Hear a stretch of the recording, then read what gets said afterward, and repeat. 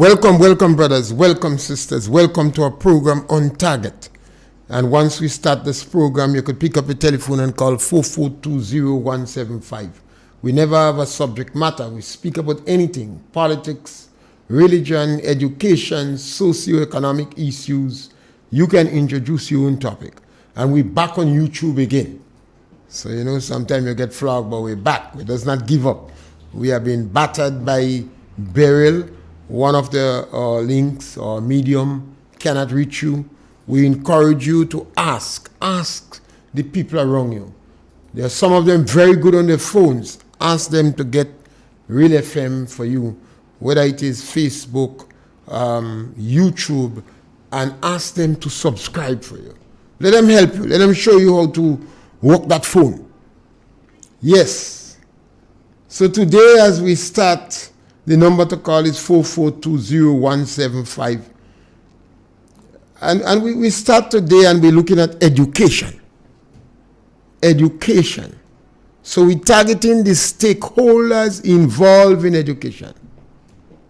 And we want to ask those people in education, who is involved in education. The chief education officer is the biggest power in education. Not the minister, the chief education officer.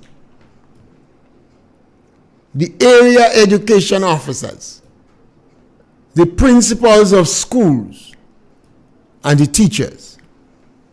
That, I believe, is the powerhouse where education is concerned. You remember I say not the minister. The minister is supposed to be responsible for policies and provide a type of money and etc. for the education system to move. Sometimes they don't do that, and they get involved in micromanaging. So we have to ask the question, are you satisfied with the productive level in school? We're asking the teachers that. We're asking the area education officers that. We're asking the chief education officer. Are you satisfied with the productive level in school? You could challenge me. I don't satisfy. 70% of the children that exit school cannot meet the minimum requirement. But I'm asking you if you're satisfied. Are you satisfied with the result in the last examination? We had a last examination that come out in June. That is for children in Form 5 and etc. that did exam. I don't know what exam they do. In yesteryear, it used to be GCE.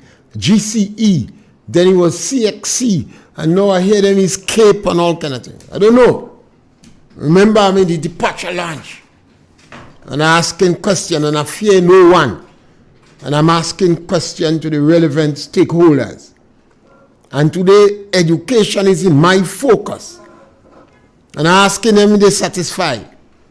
Are you satisfied with the result in the last examination? And if you're not satisfied, what do you intend to do about it? Some of you shame off the result, while you're keeping quiet. Some teachers saying, I don't care once my children pass. What you intend to do about it? Are you satisfied with the government divisive policy? Why are you asking teachers that? Because I believe that is one group the government divisive policy would affect directly. It's a fundamental shift in policy. And if every other person in Grenada is satisfied, teachers ought not to be satisfied. And if they ask me, I know they're going to ask, what is the government divisive policy? Restorative justice. The government lied in the campaign when they was campaigning. What they told the people was not true. Restorative justice is a true policy. And they set up a department for political mischief. That is to help them implement the program. The Prime Minister ducking and hiding and weaving and lying. He has not explained what he means by restorative justice. Remember, the NDC believe that they are the smartest things in sliced bread. Restorative justice is not a common twang. It's not regular expressions of the ordinary man. It is more used by lawyers, psychologists, maybe historians and social scientists, not the ordinary man. So I'm asking the teachers, because the teachers is the brightest group in the country. Lawyers are the best legal minds. Doctors are the best medical minds. But teachers is the brightest group. And they are the ones that are responsible for molding the minds of the future. A couple days in Brogo Hollow Bar, I was sipping one of my favorites, and an individual takes strong issue with me. You see, I'm running up my mouth on the radio about teachers. And he asked, why you don't go and talk about politicians? And I asked him, who teach the politicians? Who teach the politicians? The teachers. The teachers is a significant group in the country. And when they are not productive, the entire country is affected. Today we have a group in the government, the top echelons of the government, the Prime Minister, right down to Tevin Andrew. That's the members who make up cabinet. And because they have the majority in Parliament, what they say go. When they want to pass a bill, is a foregone conclusion. The only thing the opposition could do is to ask questions, investigate, and make it known to the public.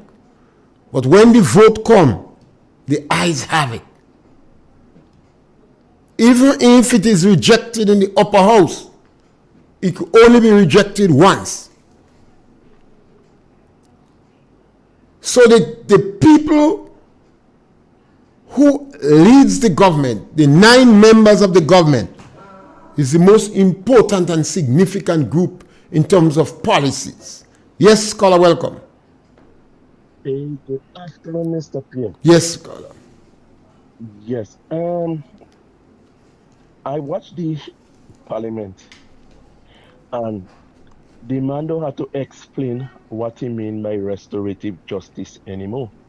They are showing us what he mean by restorative justice. So he's showing us in the action, because that parliament sitting yesterday with the opposition leader and the member for Carrico, that was well orchestrated by the government, by the member of Carrico and everybody, and then you can see number 10, more experience.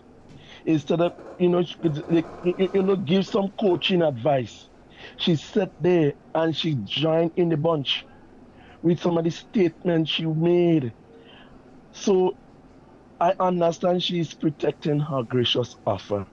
Even the Speaker of the House, he is protecting his gracious offer. I want to ask the Speaker of the House, when he take the break, who he went and call? Who he went and call? Where the Prime Minister was? Was the Prime Minister was in Parliament when that happened? No. So who did he call? Who did he go and take advice from? Before he could come back in the house and play, he put in pressure on the opposition leader. Then breaking the rules of the house. When the MP for Carrico stood up, he had also wait on the Speaker. He just jumped up. The Speaker did not acknowledge him yet. And then the Speaker of the House have the nerves to telling the MP for Carrico, he's standing on a point of order. You have to ask him, are you standing on point of order or on a point of clarification? And if it's a point of order, in which section?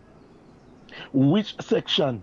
So it one other he asked the question with a point of order or on a point of clarification. And where I see it, he had also asked the MP, are you standing on a point of clarification? Then the MP supposed to say, I am standing on a point of clarification. Because remember, the MP for Carico didn't speak yet. So he was just so the Dr. Mitchell was just bringing across certain points. And the man did say things on him. He did put out his life. So coming in the Parliament House and saying that he never said it and he want the opposition leader to withdraw. Then I wanted to tell the nation, how come that man came inside the Parliament House with the camera taping both MP from Carrico and the MP from Northwest. When he get the camera to reach inside it, how come he was bending over to tape in both sides? And when they know that is against the House protocol, why they allow that? So, Mr. Pierre, that thing was very orchestrated, and that is typical restorative justice for we tail inside there. Yeah, so we have a dictative government who don't want we the people or the opposition leader to open the eyes of the nation. So that is why they practice what they did for the opposition to walk out and have the nerves to come and tell you disappointing the opposition leader and all this kind of nonsense when they fully orchestrate this stupidness. That's all I have to say, Mr. P. Yes, scholar. Have a good evening. Some of the sensational actions in the House. The only thing I will add to that is that the Speaker of the House have to be reminded that he is the umpire. He is the referee. And it must seem and appear that he is conducting with some degree of fairness. It must seem and must appear that he is conducting with some degree of fairness. But what is my biggest worry now is our teachers. School will be reopened in the next couple of days. Nowadays, they have a lot of orientation, a lot of TTV. And parents seem to like that and not seriously concerned about the productive level in school. If your child go to school for 13 and a half years, and when that child exits secondary school, they don't have the minimum qualification to further their education immediately or to enter the job market. 13 and a half years in school. Your child go to school at 2.5. There are programs in Grenada, and I guess it's for special needs, that go to try to stimulate the working brain of children from 6 months to 2.5 years. And after 13 and a half years in school, some children come out not much better than when they go in. 70% of the children cannot meet the minimum requirement. Don't talk about them boys self, you know. Them boys are joke. Don't talk about mathematics, you know. A child must able to do maths because you have to pay government tax. So it's supposed to be of your interest to do maths. Every day, as you exchange with the commercial house, you do maths. If you fall in love, you have to calculate the economic cost, otherwise it might get broken. Your vehicle on the road, you have to maintain it, and all involve checking and checking and checking.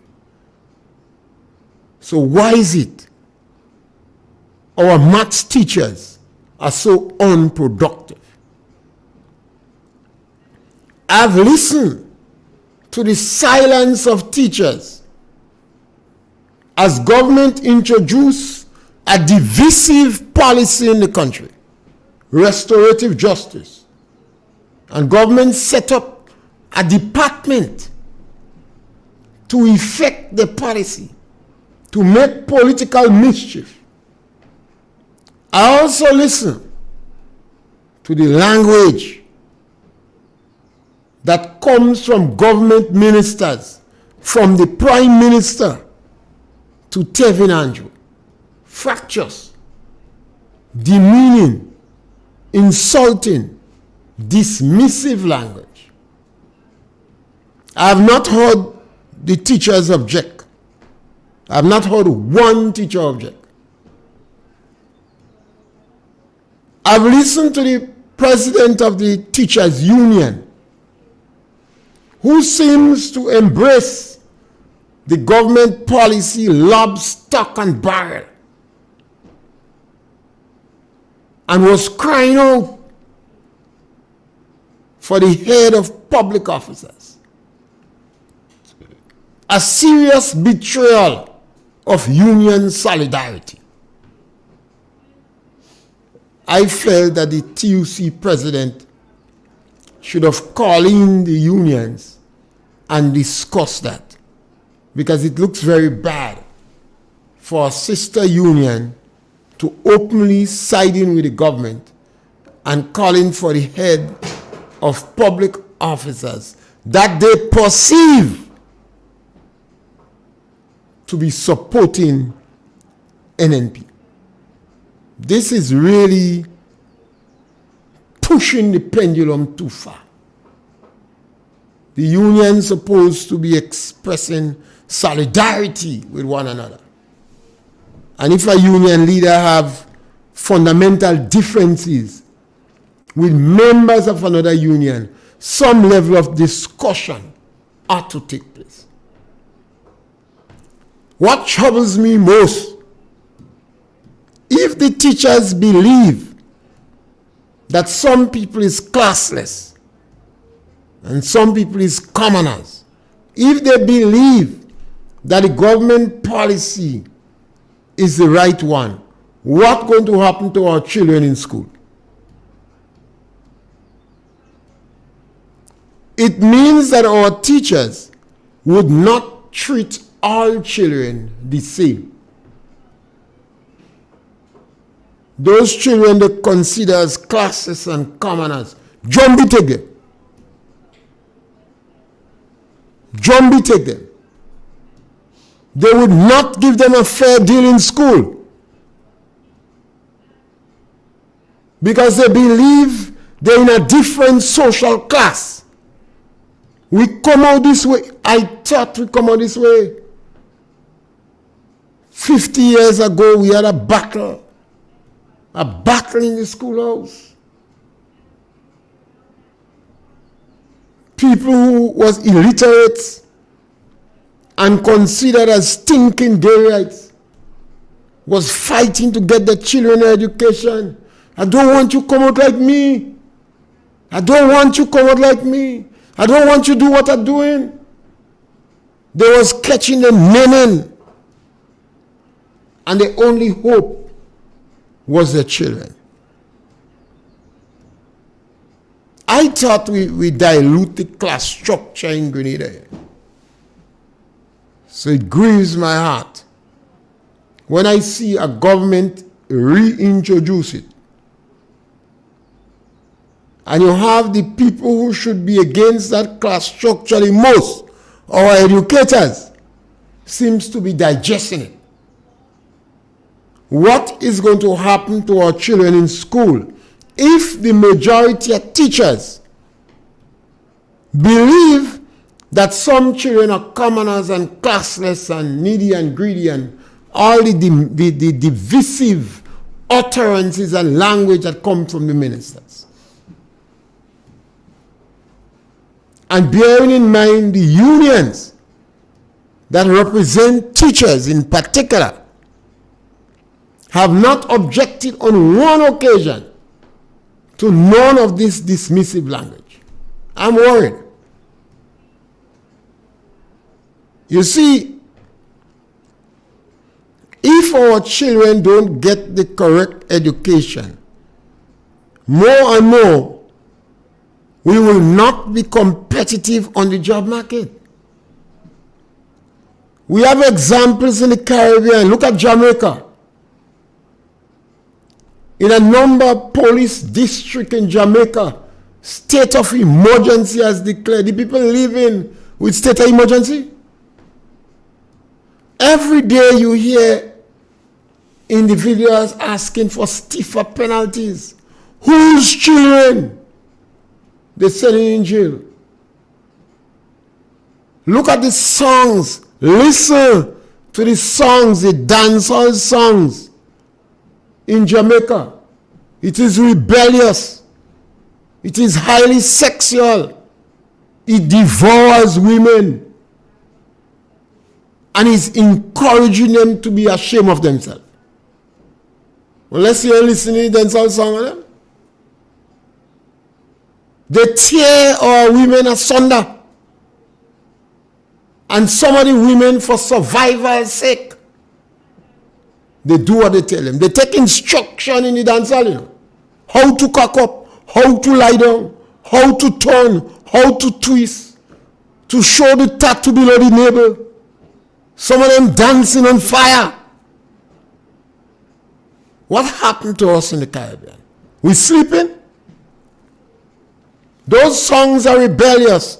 These people are angry. They are angry. And they play it out in the songs and the dance hall.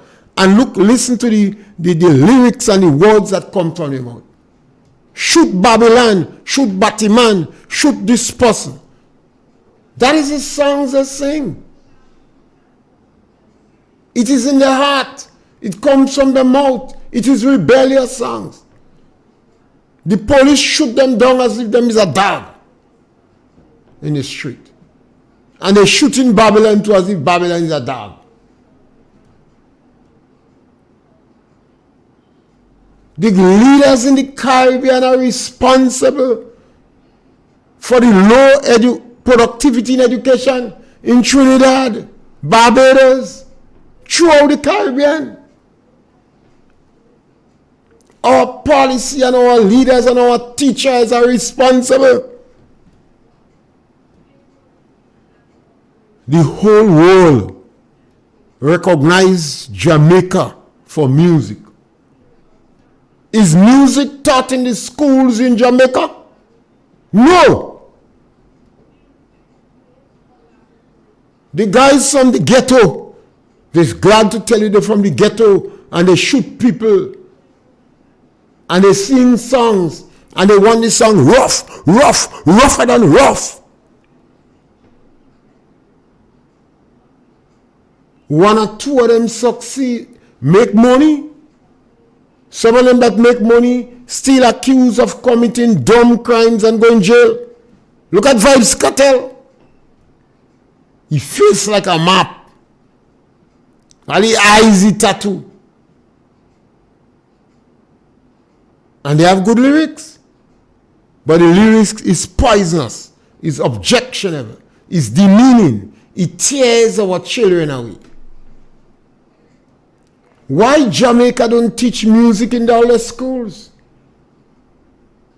Maybe Jamaica would have had thousands of more successful artists.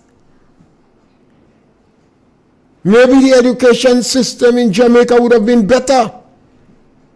When your neighbor house on fire, take water and wet yours. The Grenada teachers at one time decide to work to rule. They was not going to do extracurricular activity. They say it's not part of the job. They say they don't talking to children. All sort of nonsense. But it spread like wildfire. In Guyana, we had a situation where a confrontation took place between a teacher and a child and a parent. The government decided to send the child in another school. The teachers protesting. They don't want the child to get an education. In Trinidad and Tobago, the unions was asking teachers not to interfere in conflict in the school. 90% of the conflicts in school would die down at the presence of a teacher. And the unions wanted more conflict in schools. In Grenada, the teachers was planning, that didn't work, but they was planning to walk away from the school in lunch hour. They want some children, kill some children. When we become so insensitive, when we become so heartless, when we become so divisive, when we decide to treat one group of children better than another, what you think will happen to you? Your daughter go marry Tilaita children. Your son going to marry Tanzoi children. And your grandchildren, father or mother, go be in jail. I mean, come on. We are a small country in Grenada. We could do much better. How do we tolerate a government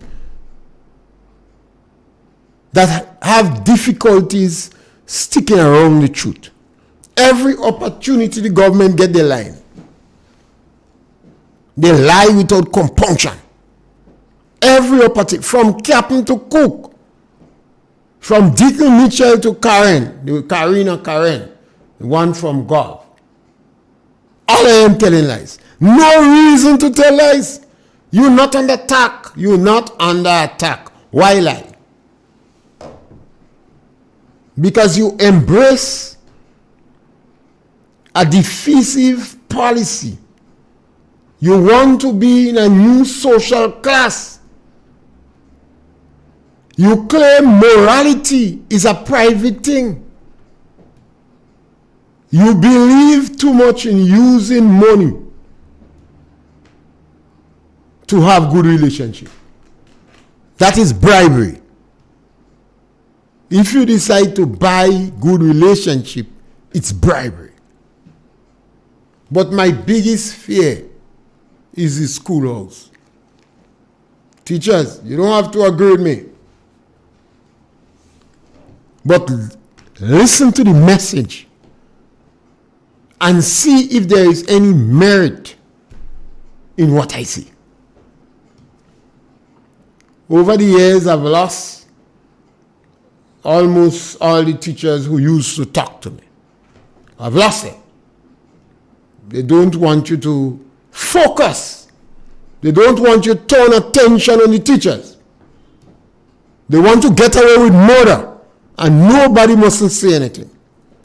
So your child go to school, and then at the end of the day, they tell you your child is not academically inclined. And you parents take that and go home with. What they mean is your child don't. But they modify the language now. Your children are profiled from the day they go to school the first time. That can make it. That could make it. And now the teachers have a new catalyst. The government policy is going to generate energy, negative energy, for the teachers to be more divisive in school. And a lot of poor people children going to get screwed. They're going to get shafted. They're going to go through school system, and some of them might end up in the Dodge. The Dodge is an old word. The institute they have in Mamakan. Some of the girls put in tattoo all over the body. Meet a girl the other day, she have tattoo on her breast. I start to investigate, I start to talk with her. She had to give me the whole history.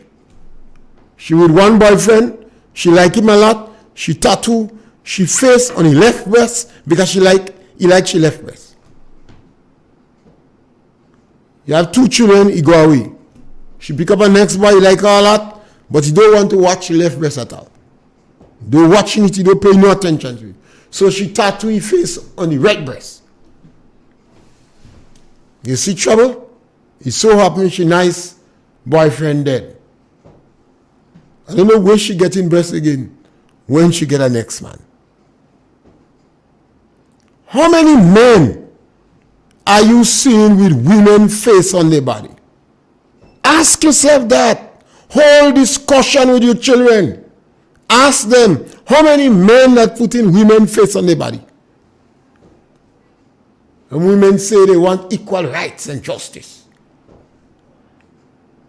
Gender equity or equality or something. But they take in man face and put on their body. They say they're equal in defense and production. Then they want a man bring the cylinder in the house. If you're equal in defense and production, bring your cylinder. Now, what does the education system do? That's where the game have to change. That is where the game changed. The government made one amount of noise about, I can't remember the thing. I can't remember what it is about. It's a new thing they introduced. When I remember, I'm going to tell you. But if the government is introducing a new program in the country, one have to ask whether it's in the secondary school or whether in the primary school. Or if people have already made it in the music world or etc. creativity. What is the name again? Creativity? Government introduced things about some creativity. But you have to go and look for it in the school.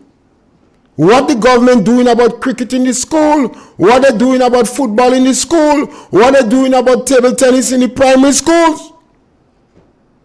That is where you have to start. What you doing about chess in these primary schools? What you doing about draft in the primary school? What you doing about art in the primary school? What you doing about music in the primary school? Why is it we are chaffing our own children? Why is it we don't introduce music in the primary school? Music should be taught in the primary school over 200 years now. All educators know that music, if it is taught in school, it would help children in many ways. Google. Take your phone, call your children, and tell them to Google for you the benefits of music in school. Tell them you want 10 benefits. If you don't satisfy, let them get 20. 10 benefits of music in school. This thing alone, every teacher knew that. Every principal of a school knew that. Every area education officer knew that. Every chief education officer knows that.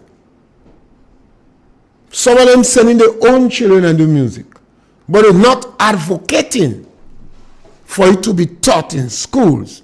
Because if it is taught in schools, based upon the research, children will do better. They will have better discipline. They will do better in maths. They're learning to work in group. Where is school group? Teachers are men. We have professional teachers now. All career teachers done. Professional. I go to school, I teach. Who learn? Once my child learn, then my business and I get my money and you walk out and go. Look at the level of ill discipline in school. Anytime you see a school have chronic ill discipline, the principal done good. Anytime you witness a school that have chronic ill discipline, all school have discipline problem. All school.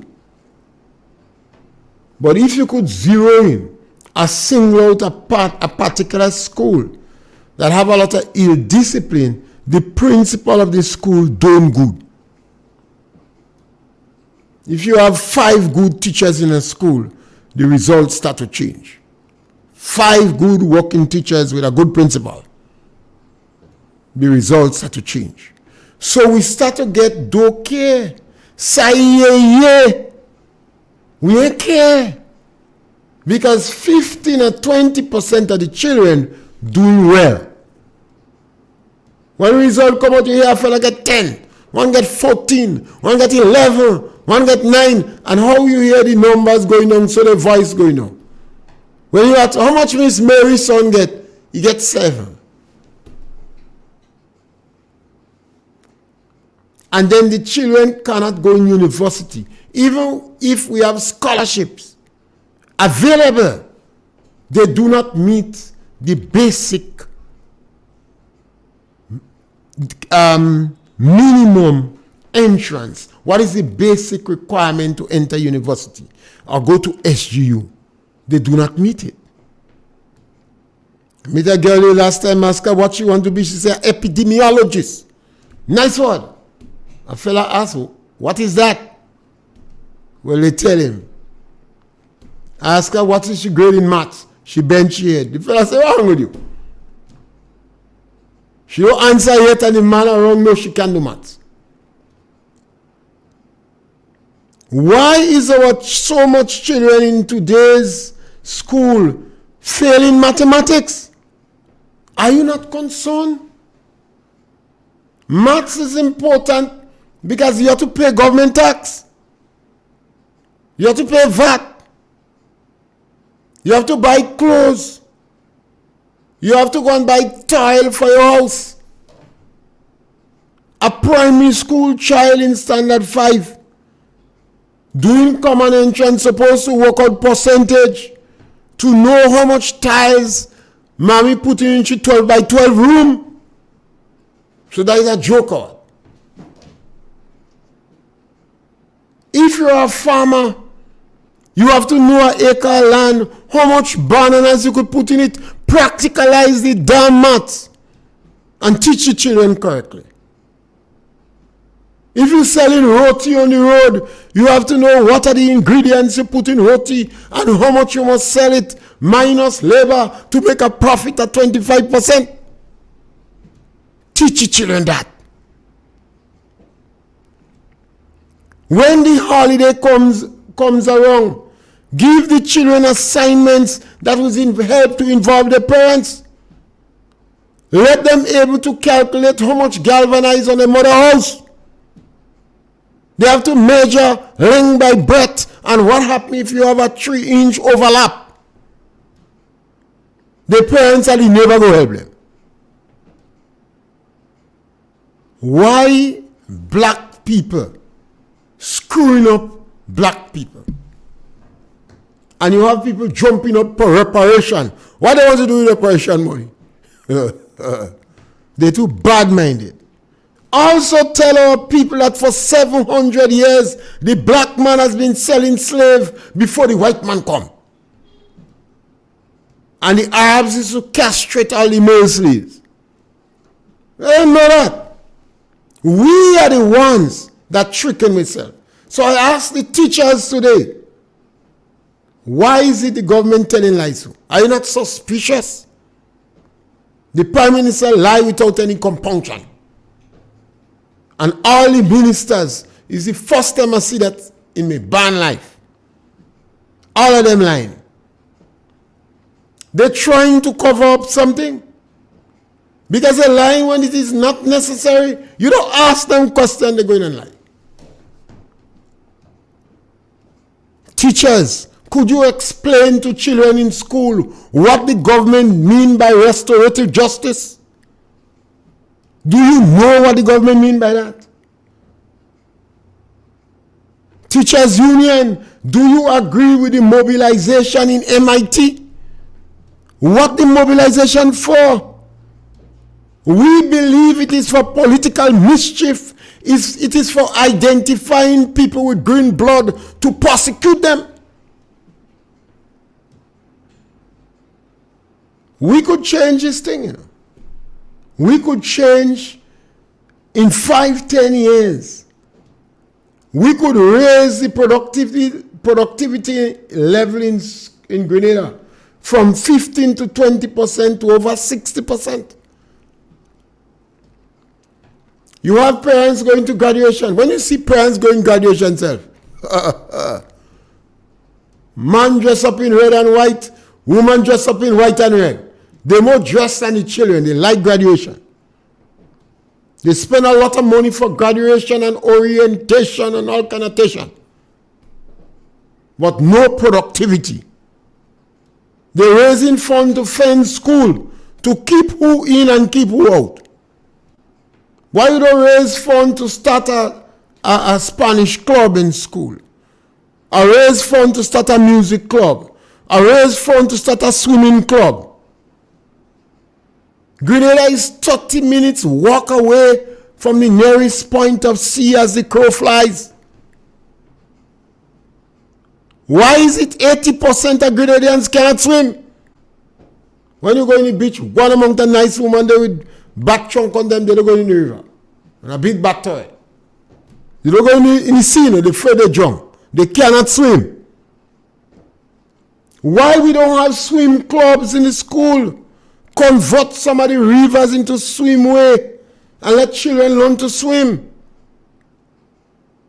Let children learn to swim in the sea. If one or two drown, teach them to swim.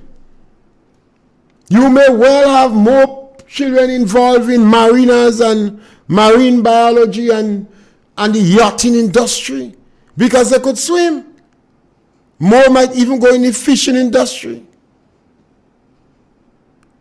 What happened to we educators?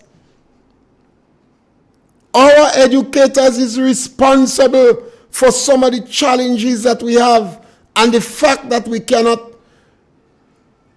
advance the dreams in the Caribbean is slowed down because our educators are not answering the call. Our teachers are more certificated today than any other time in our history. You are better paid. You are better treated. The ambience, the environment you work with, the ambience is better. Electricity, telephone, and water have 90% reach to our children. Children are going to school barefooted again. When you watch a school, you don't know a rich child from a poor child. So you're fighting to introduce class system because in yesteryear, you know the popular children lashing themselves. Why we want to go back there? We're going to pay a deadly price in Grenada in year to come for what we are doing today. We are doing injustice to our children. 70% of the children are not meeting the minimum requirement and we don't care. And it saddens my heart that this government, the policies of this government, is going to serve as a catalyst for teachers to take advantage on children. The children they consider as dunce, as slow, as not academically inclined. That's the language you use. Because the government is pushing it that we have people in different class. So a teacher perhaps who bright, although she poor like church mice, but she thinks she bright, so she in a different class. And I say she, because just now you see in trouble to get males in the schoolhouse. Some of them well domesticated. So the women practically dominate the schoolhouse. It's almost a paradox. Go and look at the prison, visit the prison. If I have my way, all teachers have to visit the prison periodically and visit the mental institute and see how much males that pass through your hand that end up there. And when you reach there, they calling you for miss, you teach me. How you go feel? You could have salvaged the boy, you could have saved him. They're taking drugs because they cannot find a job. Their dreams has been shattered in front of their very eyes. As soon as they have an encounter with the law, there are a number of job places that shut the door in their face. because they have to have a police record.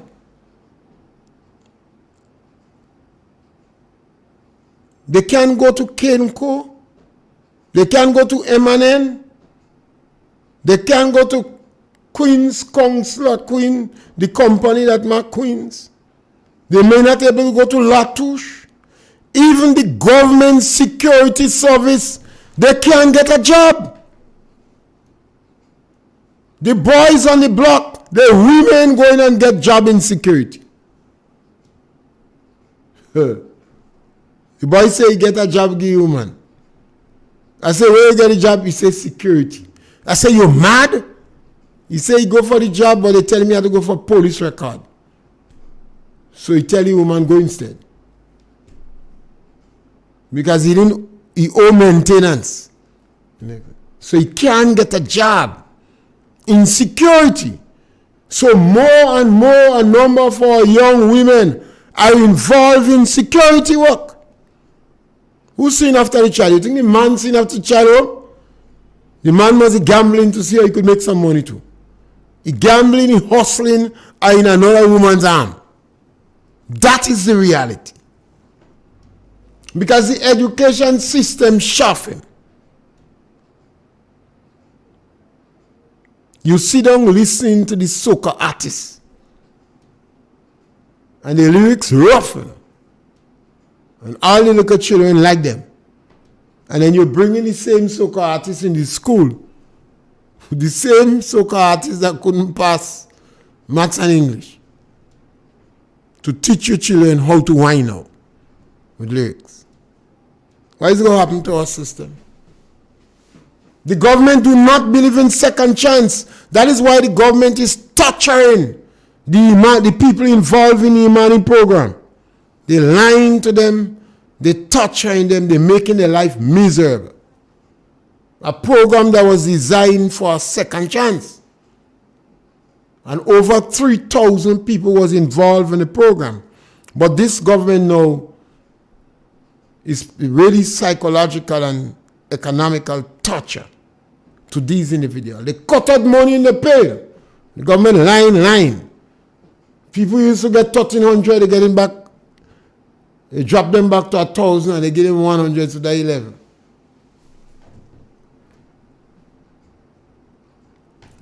This is the worst time.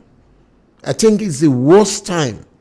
If our teachers don't come to the realization and you don't rise to the occasion and object to this policy of government and you let it entrench in the schoolhouse, TUC Kawana say, you will feel it in your belly.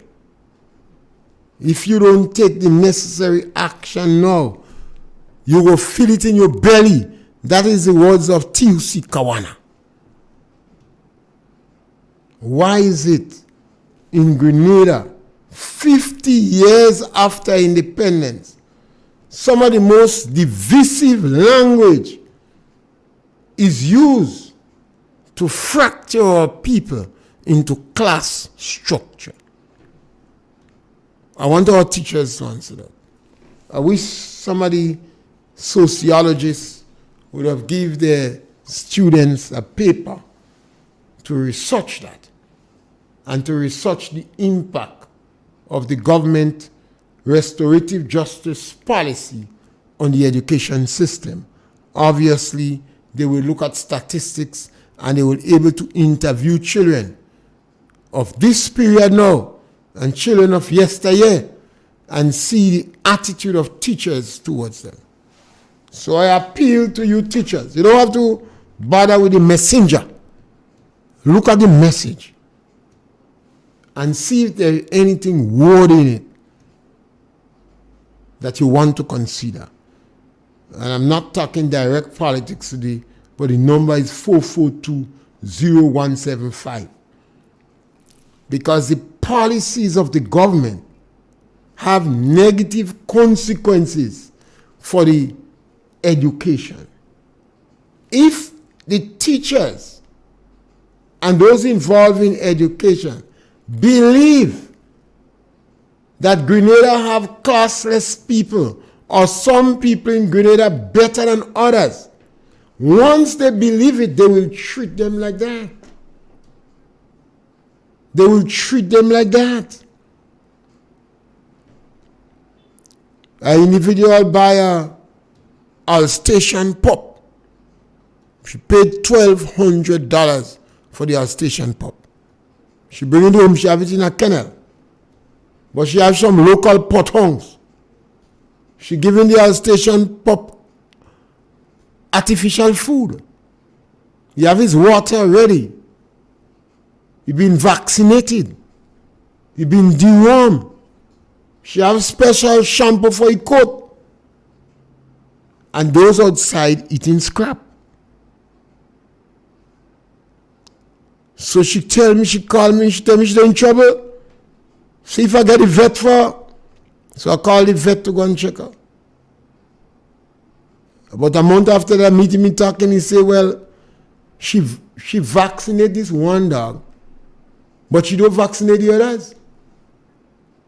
So when the time come for her to repeat the vaccine, she didn't. And the other dogs give the Alsatian pup parvovirus, and he did.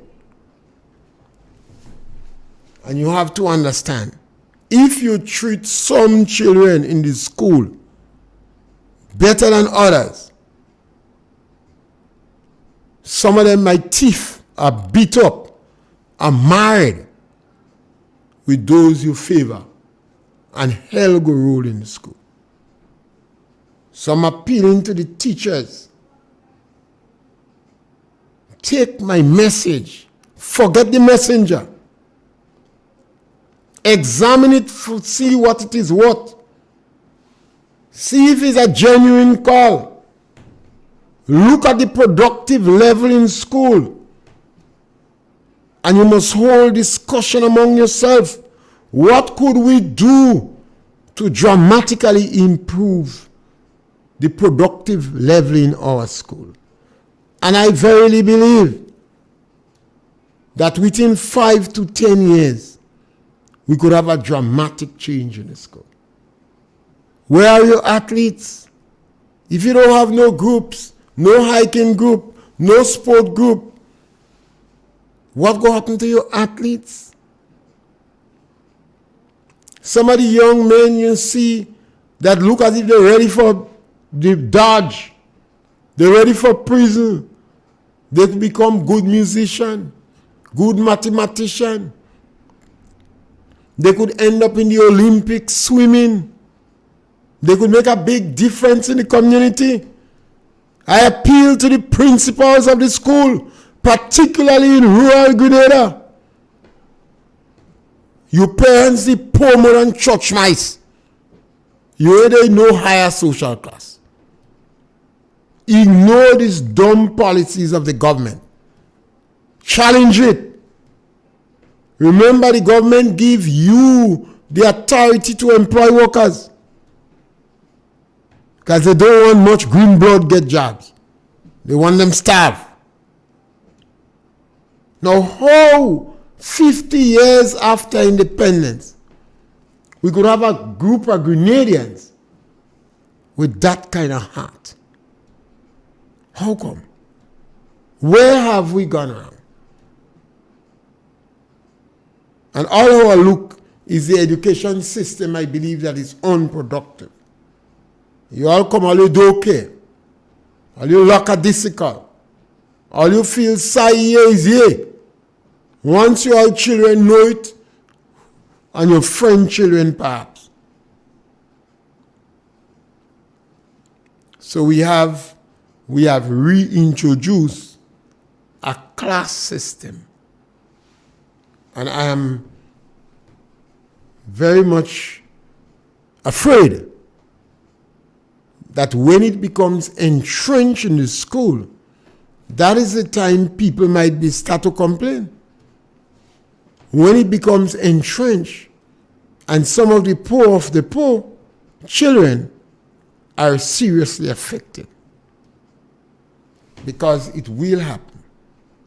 Once the government continue to propagate these negative policies, it's going to take root in the schoolhouse.